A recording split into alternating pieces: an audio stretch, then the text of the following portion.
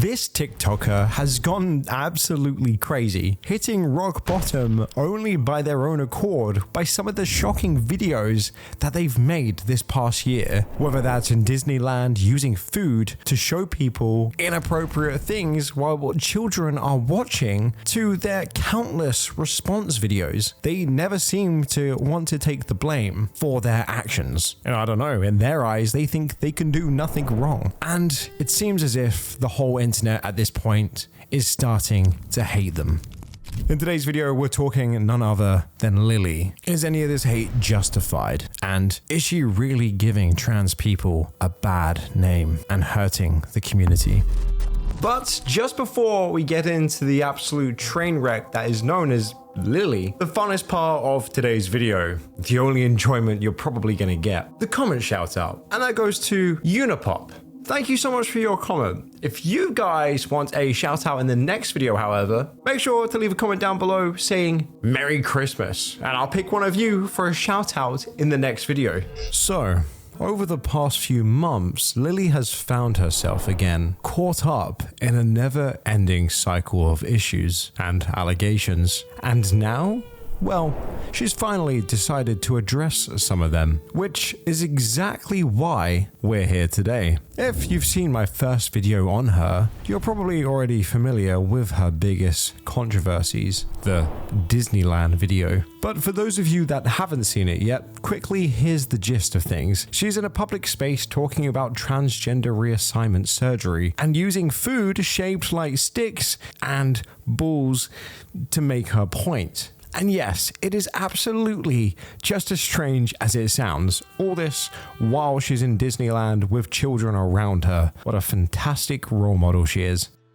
This obviously sparked outrage because it was widely inappropriate, particularly in a setting that is, well, celebrated as the happiest place on earth for children. Now, Lilly has already spoken up about this, but instead of acknowledging how her actions might have come across or considering perhaps why people might have been upset, or that just maybe she could have handled things, I don't know, a little bit better, she obviously just brushed it off and obviously uses keywords like, oh, it's just pure transphobia.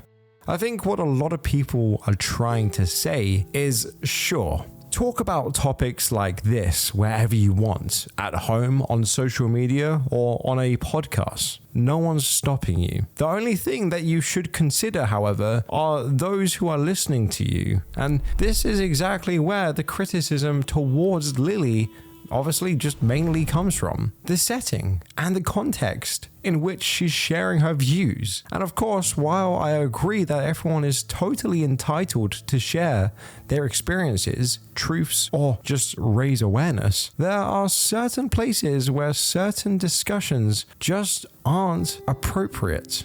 Like places full of kids. She could have done this anywhere. Why did you have to pick Disney World? Obviously, I think it's one of those things where it just shows that she's clearly doing this for attention, to get people angry, and just to call more people transphobic. Look, if your goal is to educate your audience, that's absolutely fine. But doing it in this kind of environment is obviously just absolutely disgusting and creepy, especially in light of her past comments about sexual encounters that she seemed to take pride in having had as a child with another young girl. Combined with her choice to do this at Disneyland, well, it almost feels like she's deliberately pushing people's buttons. She's jumping into the outrage for attention, which just fuels more hate and negativity. And honestly, that video trying to explain herself just made her look even more stupid. When you're talking about surgery, why do you do it in the most public places? You could talk about it in your house. I also noticed that you talked about it in like a kids area, kind of like Disneyland. That Disney video, huh? A lot of the commenters on that video seemed to think that there was a row of children in front of me that I was preaching to as I filmed it. But in reality, it was a really loud loud cafe where I could barely hear my mom right next to me, much less the table next to me. What I really think people have a problem with is that I am being a trans person in public. And that's really what this voicemail is getting at, that being trans in public in general is not okay, right? Like they're saying that I should film at home. Why? Trans people deserve to feel safe at a restaurant or at the grocery store or just walking down the street, because in 2024, we don't. And that's why I film in public, so that you can see I'm living my life and you don't need to be afraid of me or any other trans person. These are apparently shrimp raised in Vietnam. So freaking good. It's basically international rage bait at this point, because whenever people criticize her for something, she immediately pulls the transphobic card, as if this excuses everything at this point. It's so overused, especially when the criticism has nothing to do with her gender. She's quick to shut it down with a, oh, I'll just label everyone as transphobic so no one can question me, as if that word allows you to then do whatever you want. And the spotlight that comes from being called out is something she clearly enjoys at this point. Like, don't get me wrong, I'm aware there are transphobic people who will hate on her for no reason, obviously, other than the fact that she's simply just existing. But that's a different problem. This one, however, that we're talking about isn't one of those. Like, I do think most would agree with that. And also, she gives transgender people a really bad name. It's not looking good when someone like this is blowing up on social media and getting this much attention. It labels everybody else poorly, and she is doing this single-handedly, and it's disgusting. By the way, just to give you some quick background on the Disneyland trip, apparently she didn't even pay for it herself. She asked her followers to donate 6,000 to 7,000 so she could spend 3 days there, stay on Disney property, skip the lines with a fast pass, and have all her meals covered with a food pass. It was basically a VIP experience. And oh, she also mentioned needing a friend or family member with her in case something happened, like being physically assaulted. That's obviously not something a lot of people knew about, but yeah, that's just the situation. Now, getting back to the main point. The issue with Lilly isn't whether she has the right to talk about being trans publicly and express her opinions, but rather when and where she chooses to do so. Context matters. It's like you obviously wouldn't talk about your sex life or bathroom habits in a public space, right? So picking the wrong setting to discuss sensitive stuff understandably rubs a lot of people in the wrong way. She just delivered the wrong message at the wrong time. And this is exactly why many, both in the trans community and outside of it, are obviously put off by her actions and don't feel inclined to support her in any way. I film myself in public so you can see I'm living my life, and you don't need to be afraid of me or any other trans person. Oh, damn. Really? Because it's so reassuring when I see you live streaming yourself at restaurants, harassing and insulting random people who are just simply trying to work, and then post it all online without their consent.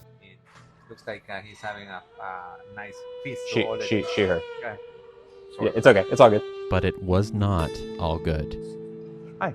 I use she, her pronouns. I'm not sir. Oh, sorry. Yeah, like it's like a knife in the heart. I did specifically ask ahead of time not to be called sir. Yeah, I'm just gonna go. Okay. The Sweetwater starts at okay. Sir? Not. I'm so sorry. I apologize. It's just always like a knife. It always hurts every single time. I was wondering if there's a manager I could talk to about something that happened. Yeah, I was called sir. Oh, okay. It just really sucks every time it happens. Sorry about that. I don't need to be called ma'am. I just need to not be called sir, you know? Thank you. Did you call me sir? I just want to tell you that the person who gave me this called me sir. What? Called me sir. Oh. It's just like, it kind of just hurts a lot to get called sir. Oh, sorry about that. Very good.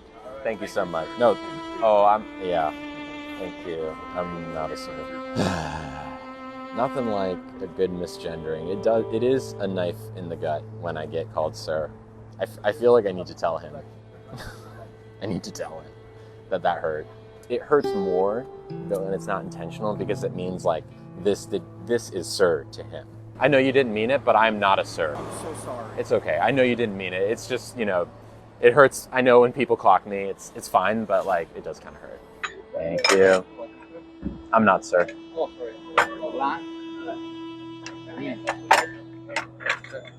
Not sir. Not sir. But the guy who dropped the food off, he called me sir twice in a row. I'll let him know that, and Thank you. I appreciate that. Yeah, totally makes them feel comfortable around you. Look, if her mission is to normalize gender diverse individuals and show the world they're just like everyone else, why is she acting in ways that make people feel, I don't know, so uneasy? This is basically a textbook case of saying one thing and then doing the exact opposite. And on top of that, she keeps getting wrapped up in one controversy after another, and it doesn't look like she's actually learning from them. The bigger issue here though, however, is her behavior. Well, it's just simply fueling anti-trans sentiments, leading to consistent discussions within the trans community. People are seriously questioning her role as a gender advocate because her actions appear to harm the whole movement.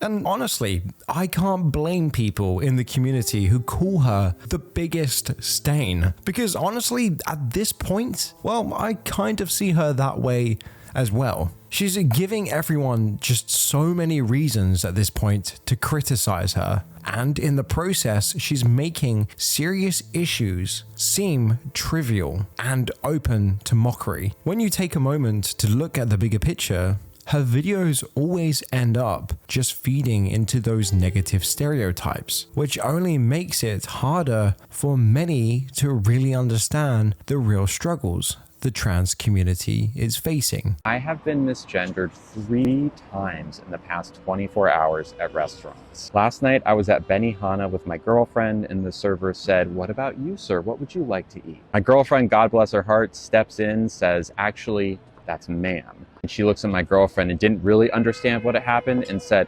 "No, I'm talking to him," pointing at me. Our jaws were on the floor and we decided to leave because it was just a bad vibe after that. And just a few minutes ago, I was at another restaurant for lunch and they showed me my seat and said, "Here you go, sir."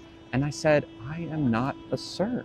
And then I left because I wasn't comfortable anymore. And I went to a new restaurant and I asked, before I sit down, where's the bathroom, please? And they said, "Oh, it's right this way, sir." And I just left because I wasn't comfortable anymore. If you're a server in the food industry, you don't need to use words like sir or ma'am. There are ways to be respectful without using those words. And if you get it wrong for someone like me, I will probably leave the restaurant. And it puts like a bad vibe on my day when it happens, especially when it happens 3 times in a row.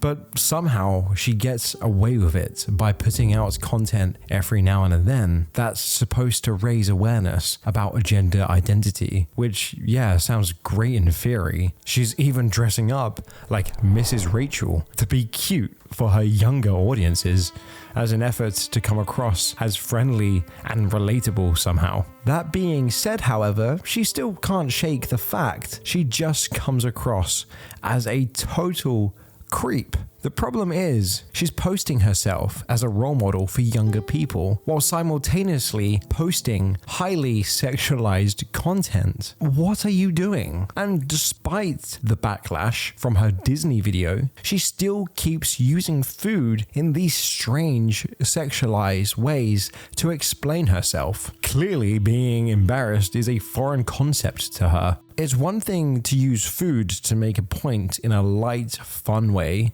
but she's literally using it to explain her private parts of her body, which I could only assume is probably very triggering for gender dysphoric people. For someone who is already dealing with the discomfort of not feeling at home, seeing their own experiences reduced to something like this, sexualized and objectified, well, it obviously only just makes things much worse for them, because it can bring up feelings of confusion, alienation, like their struggles are being used for shock value. How is any of this supposed to help with understanding gender identity? It doesn't. It just makes everything feel like a bad joke. And even though Lilly easily gets worked up when someone accidentally misgenders her, she practically seems to do the very thing she hates by making baseless assumptions about others' genders. One striking example here is how she confidently said that Abraham Lincoln was queer.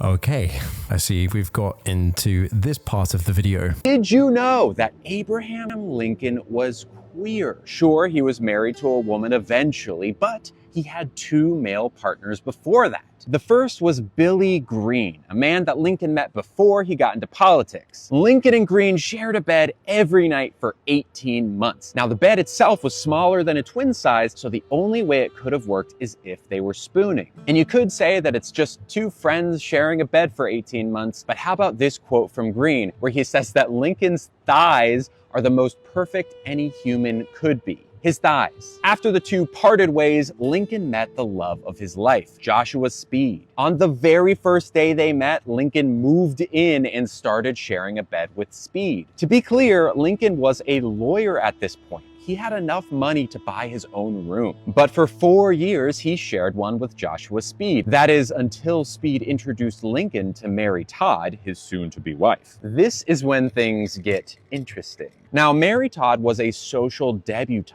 a high-class person who it looked good for Lincoln to marry. So Lincoln begins to court Mary Todd. However, this makes Speed jealous. And in the letters between Speed and Lincoln, you can see that the courtship put a big strain on their relationship. Speed's jealousy even led Lincoln to temporarily break up with Mary Todd. But life happens, and Speed eventually had to move back to his family estate after his father's death. And when Speed got married to a woman back home, Lincoln wrote him a letter saying how he was afraid he'd be forgotten forever, and signed that letter, "Yours forever, Lincoln." Now, there's lots more evidence to Lincoln being queer. His historian said that he had a lavender streak, which is code for gay. And one of his later male partners would sleep in bed with Lincoln anytime Mary Todd wasn't around. The documentary Lover of Men goes deep into all of this. But ultimately, Lincoln's queerness does not change his greatness as a leader. Lincoln did incredible things for America when being queer wasn't even really a label. It was just people being people.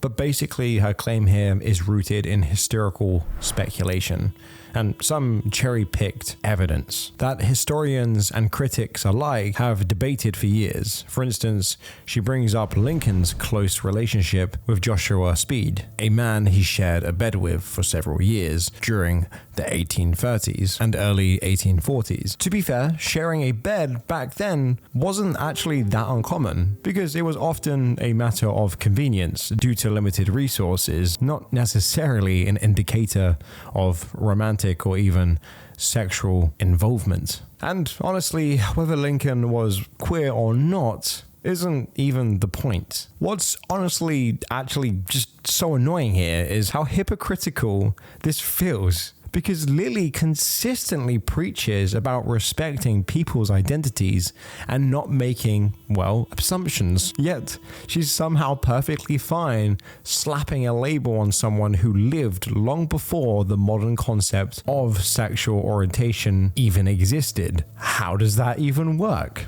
She's also one of the people that likes to push the idea that Kurt Cobain was trans. I bet you didn't know that Kurt Cobain was probably trans. Here's why. First off, Kurt wore a lot of women's clothing. And when asked about this, they replied that they wore dresses all the time because they felt comfortable and free. And just look at Kurt in these pictures. They look so happy. And in an interview about their childhood, Kurt said that they mostly hung out around girls and that at one point they thought they might be gay. Many trans people who don't have the vocabulary yet to express their gender identity will describe what they're feeling as being gay. That's exactly what I did in middle school. Kurt is also quoted as saying that they identify more with the feminine than with the masculine. This is clear proof that Kurt did not identify with the gender they were assigned at birth. And the most convincing evidence that Kurt was trans was in an early version of Nirvana's All Apologies lyrics,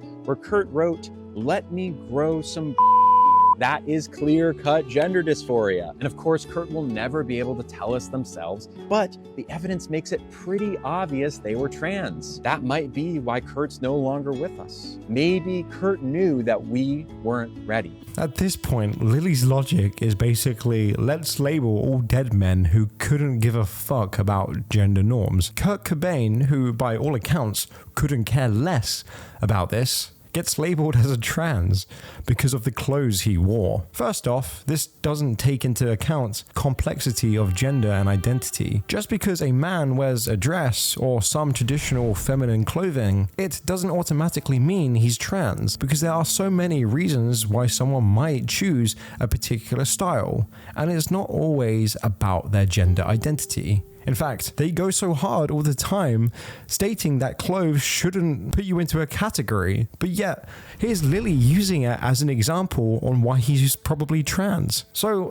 what is it? People like Lilly say one thing and then get mad at us and then do the very thing that they got mad about in the first place. Hell, even straight men wear dresses or skirts for fashion, performance, or just because, I don't know, they feel like it, I guess. It doesn't always mean they're trying to signal that they're anything other than straight. And I think Cobain was the kind of person who didn't care for the box society tried to put people in. He was known for rejecting norms and embracing whatever felt right to him, so his style was a part of that. Grunge fashion wasn't about gender identity, it was more about rejecting mainstream culture and the idea that Kurt was somehow trans simply because he wore clothes that aren't typically associated with masculinity is not just inaccurate, it's kind of disrespectful to the nuances of both his identity and the trans experience. And to absolutely no surprise whatsoever, once that Kurt Cobain video dropped, she got bombarded with backlash. So she then posted a response. This is my comment. You ready? People are very upset about the Kurt Cobain video. I know. I stand by the video. I made it because it is something that I was thinking about a lot. And yeah, I am surprised by the reaction. I think a lot of it has to do with people being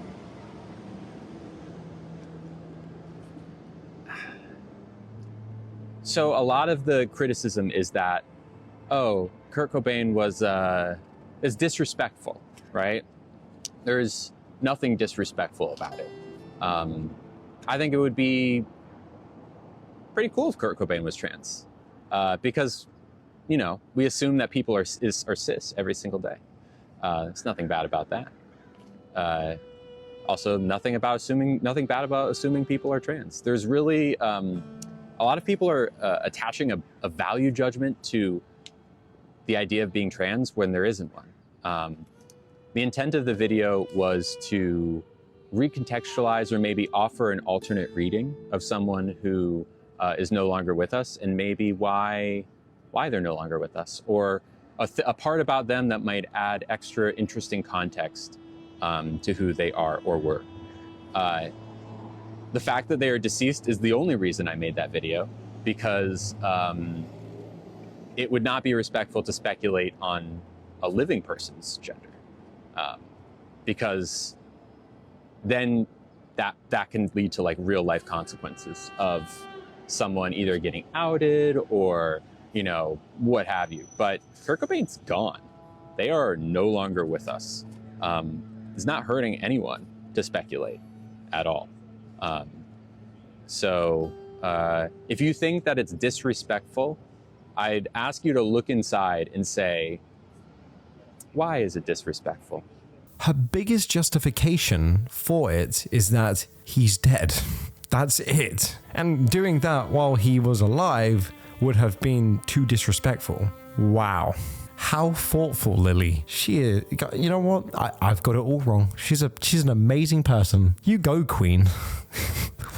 What is that logic? I mean, once someone's no longer around to defend themselves, oh yeah, then it's totally fair game to make claims about their identity, right, guys? That's the kind of logic we should all live by, apparently, to Lilly. It's almost like there's no unspoken rule that once someone passes away, you get to rewrite their entire identity and make ridiculous claims about them without their consent. The whole thing, though, making judgments about someone's identity, alive or dead, is problematic. And hey, I'm not saying that you should only begin respecting someone just because they're no longer around to correct you. I believe it should be more about respecting their personalhood, regardless of whether they're alive or not.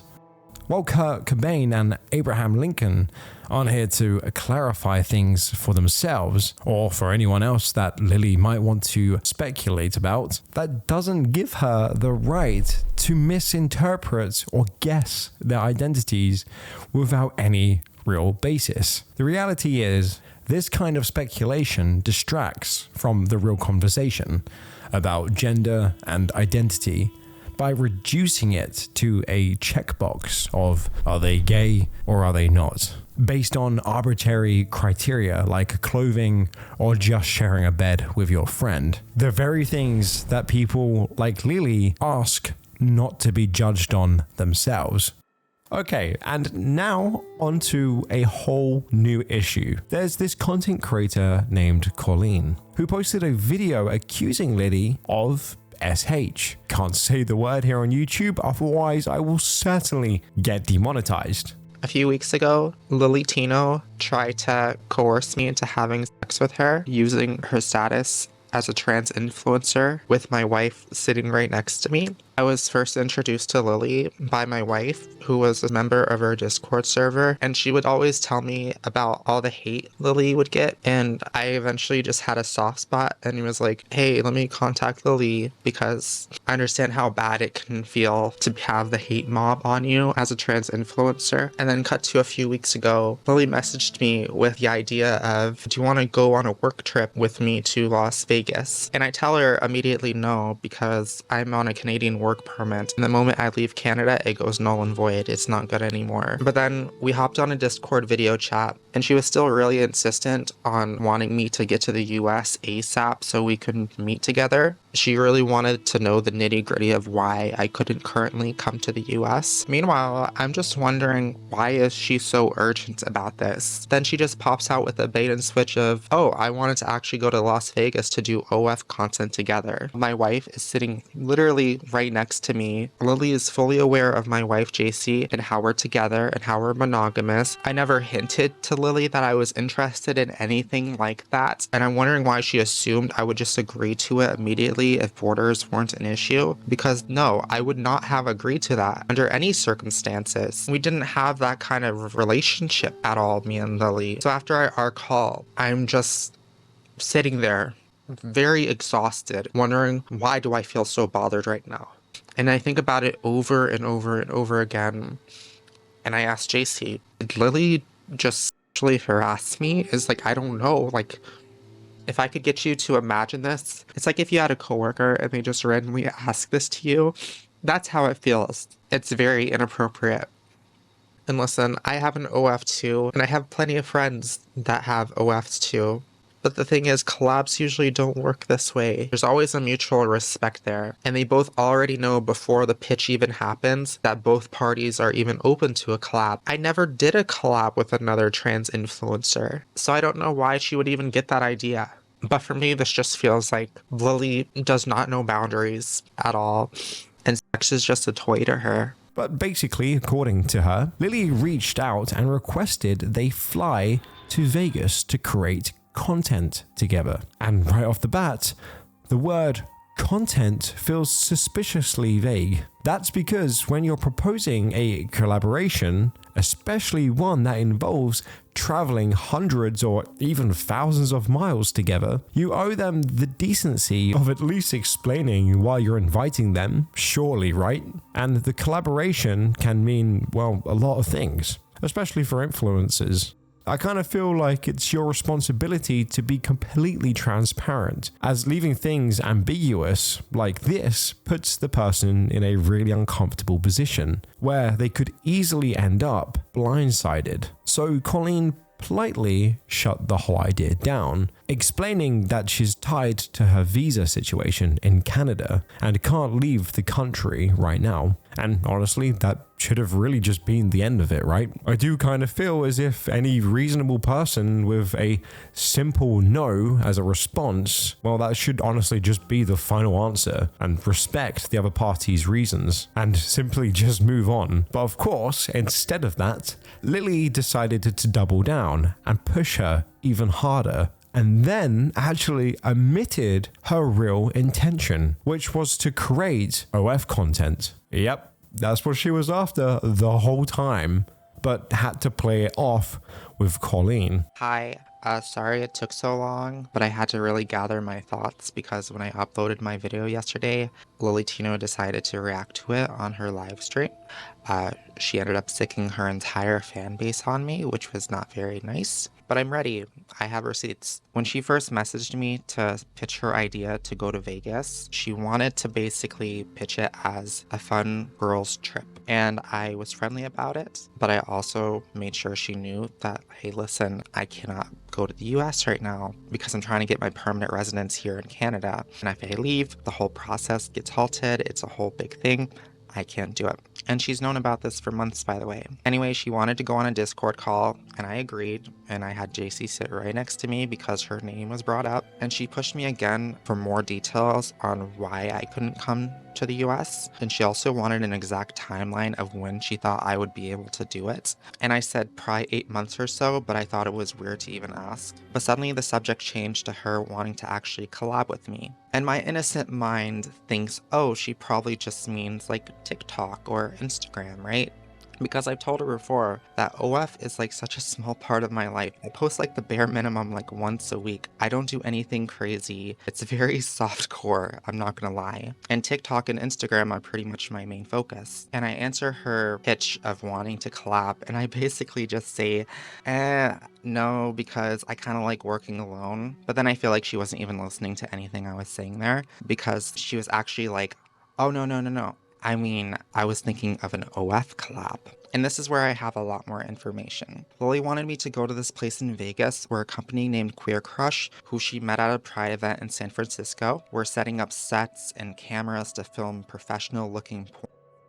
She even sent me a link to the website right here while we were talking. And I didn't take a look at the link until like yesterday, but I checked it yesterday, and the kind of stuff that they're filming is very much hardcore. It is very much out of my comfort zone, and I think Lilly knew that. Lilly went on to mention how it would benefit us both financially, which I call BS on that part because I'm much more successful on that platform than her, no offense. And right after she pitched us doing an OF collab, I immediately reminded her that I was monogamous. This is not even mentioning the fact that I have had a feeling that Lily's had a crush on me for quite a while. She would always comment on every single one of my pictures with hearts. And what kind of confirmed this to me was the fact that her Plan B influencer that is now apparently currently going with her to Las Vegas, Lilly has told us in Discord plenty of times that she's had a crush on her and that she used to subscribe to her own before they even started talking. And now she's suddenly going to Vegas, which is interesting because Lilly reached out to her and now she's invited her to do this thing with her. I know she's probably gonna just brush this off like she didn't do anything wrong, but it felt so wrong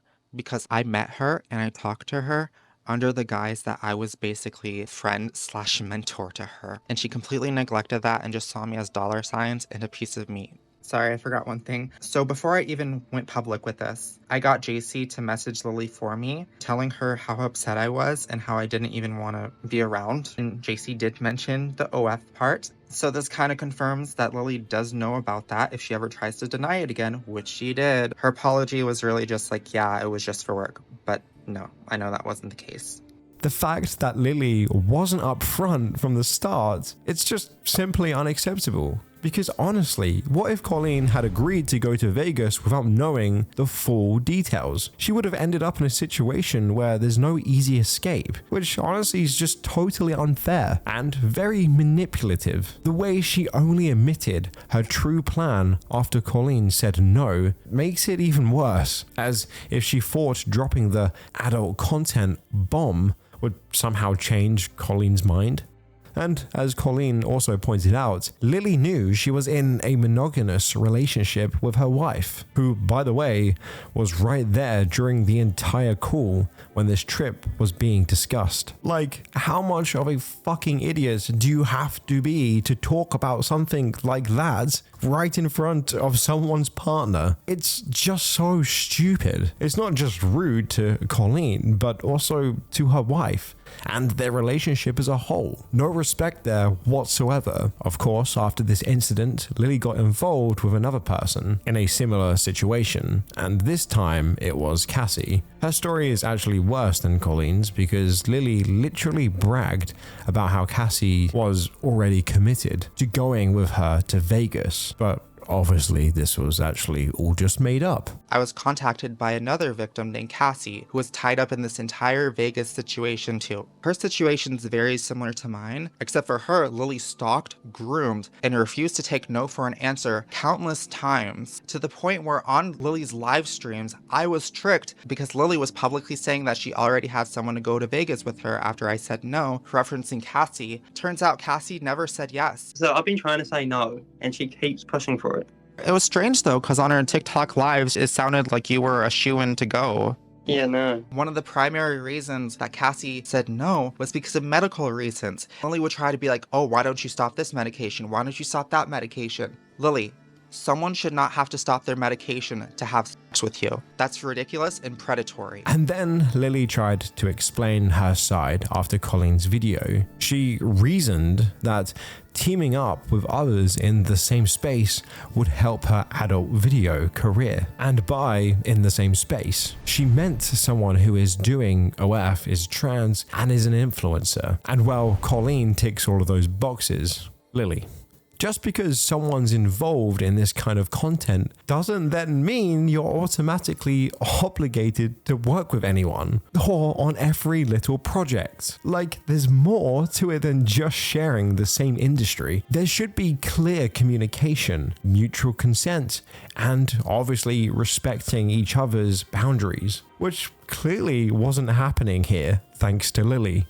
And when you're reaching out to someone for things like this, you can't just assume they'll be okay with anything that aligns with your goals. Collaboration in any context should be a two-way street. And just because two people are in the same line of work doesn't justify overstepping boundaries or taking advantage of someone else's openings to work together. Lilly's approach, however, completely overlooks this basic principle. And for her to just assume that she can do this and get away with it without even telling them or letting them know what her real intentions were from the beginning is, I think, extremely manipulative. But that's, at the end of the day, just Lilly as a whole, isn't it? I feel as if everything that Lilly does is extremely manipulative. Whether that's going to restaurants, trying to get people to misgender her so she has content and can bitch about them, or doing ridiculous stuff like this. She's generally not a very nice person. And well, people are starting to see that. That was horrific. And if you guys managed to make it to the end, honestly, well done. But if you thought that was bad, check out this vile TikToker. And I'm not joking, it is actually putrid. The things that they were posting, disgusting. Shouldn't be online, but for some reason they are. And if you want to check out this train wreck of a TikToker, click right here. It's disgusting. With that being said, thanks for watching, and I'll see you guys in the next video. Bye-bye.